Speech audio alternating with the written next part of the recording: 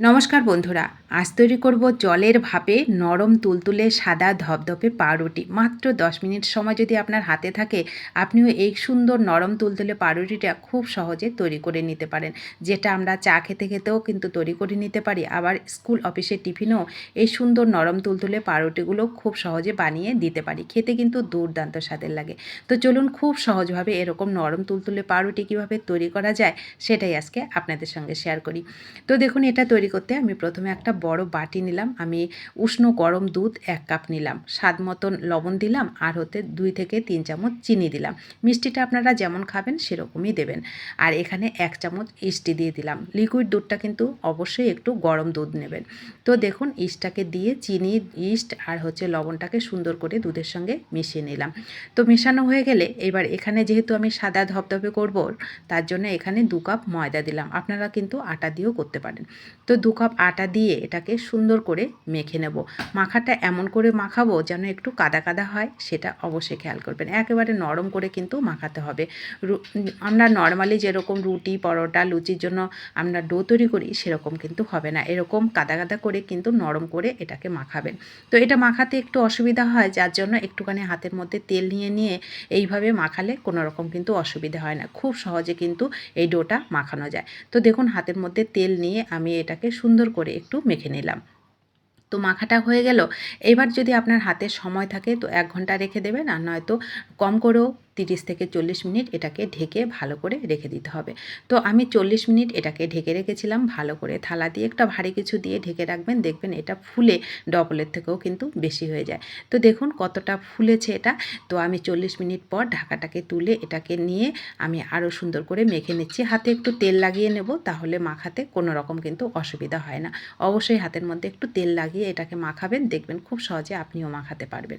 তো দেখুন, আমি আরও একটু মাখিয়ে নিলাম। মাখিয়ে নিয়ে 2 হাতে তেল দিয়ে এটাকে গোল গোল শেপে, মানে পাউরুটিগুলো যেরকম করে আমি তৈরি করব সেরকম করে এগুলোকে তৈরি করছি। উপরের সাইডটা একটু সুন্দর করে দেবেন, তাহলে পাউরুটিগুলো দেখতেও ভালো লাগবে, আবার খেতেও কিন্তু দারুণ লাগে এই পাউরুটিগুলো।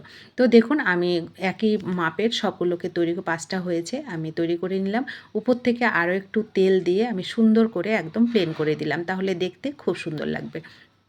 তো দেখুন, হাতে একটু তেল লাগিয়ে আমি এগুলোকে সুন্দর করে দিয়ে দিলাম। এইবার এগুলোকে আমি স্টিম করার জন্য একটা কড়াইতে জল বসিয়ে দিয়ে গ্যাসটাকে অন করে আমি এই যে ছিদ্রযুক্ত থালাটার মধ্যে রেখেছিলাম, ওটা কিন্তু একটু তেল ব্রাশ করে নেবেন, তাহলে ওঠাতে কোনো রকম সমস্যা হবে না। তো মাত্র 10 মিনিট এটাকে আমি স্টিম করে নিয়েছি। দেখুন, 10 মিনিট পর ফিরে এসে একদম সুন্দর নরম তুলতুলে সাদা ধপধপে পাউরুটি কিন্তু আমার রেডি হয়ে গেল। খুব সহজ একটা রেসিপি, খেতে অসম্ভব মজা লাগে। কিন্তু বন্ধুরা, বাইরের থেকে আমার মনে হয় পাউরুটি না কিনে আপনারা এরকম সুন্দর নরম তুলতুলে পাউরুটি বাচ্চাদের টিফিনেও কিন্তু তৈরি করে দিতে পারেন। সেক্ষেত্রে বাচ্চারা খেতেও যেমন মজা পাবে, আবার খাবারটা কিন্তু হেলদিও হবে, আবার সুস্বাদু হবে। তো দেখুন কত সুন্দর নরম তুলতুলে পাউরুটিগুলো আমার কত সহজভাবে তৈরি হয়ে গেল। একেবারে নরম তুলতুলে, দেখলেই মনটা ভরে যায়। যে কোনো খাবার তৈরি করার পরে যদি সেটা সম্পূর্ণভাবে ঠিকঠাক হয়, সেটা কিন্তু দেখলেই মনটাও ভরে যায়। তো দেখুন, আমি ওটাকে নামিয়ে নিলাম, নামিয়ে একটু ঠান্ডা করে নিয়েছি। এবার দেখুন, থালার মধ্যে যেহেতু একটু তেল লাগানো ছিল, যার জন্য সহজে কিন্তু পাউরুটিগুলো উঠে যাচ্ছে। একটু ঠান্ডা করে এগুলোকে তুলে নেবেন। একেবারে নরম তুলতুলে এই পাউরুটিগুলো দেখলে যেমন মনটা ভরে যায়, খেতেও কিন্তু অসম্ভব মজার লাগে। তো দেখুন, আমি প্রত্যেকটা পাউরুটি আপনাদেরকে তুলে তুলে দেখাচ্ছি। সবকটা পাউরুটি একইভাবে কিন্তু তৈরি হয়েছে। তো কেমন লাগলো আপনাদের কাছে অবশ্যই কিন্তু কমেন্ট করবেন। ভালো লাগলে শেয়ার করবেন, আর অবশ্যই বাড়িতে যদি না তৈরি করে খেয়ে থাকেন, একবার তৈরি করে খেয়ে দেখবেন, অনেক মজা পাবেন।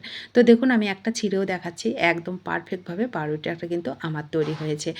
তো রেসিপিটা আপনাদের কাছে কেমন লাগলো অবশ্যই বন্ধুরা কমেন্ট করে জানাবেন, আর রেসিপিটা ভালো লাগলে একটা লাইক করতে কিন্তু ভুলবেন না বন্ধুরা। আপনাদের একটা লাইক পরবর্তী রেসিপি তৈরি করতে অনেকটা উৎসাহিত করে। আর নতুন বন্ধু হলে চ্যানেলটা সাবস্ক্রাইব করে প্লিজ আমার পাশে থাকবেন। যারা পাশে আছেন তাদেরকে আমার অসংখ্য অসংখ্য ধন্যবাদ ও ভালোবাসা। দেখা হবে আপনাদের সঙ্গে নতুন কোনো রেসিপিতে। ততক্ষণ অবশ্যই সকলে ভালো থাকবেন, সুস্থ থাকবেন।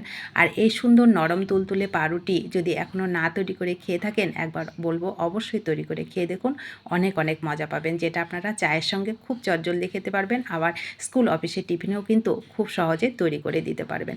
তো ধন্যবাদ সবাইকে রেসিপিটি শেষ পর্যন্ত দেখে আমার পাশে থাকার জন্য।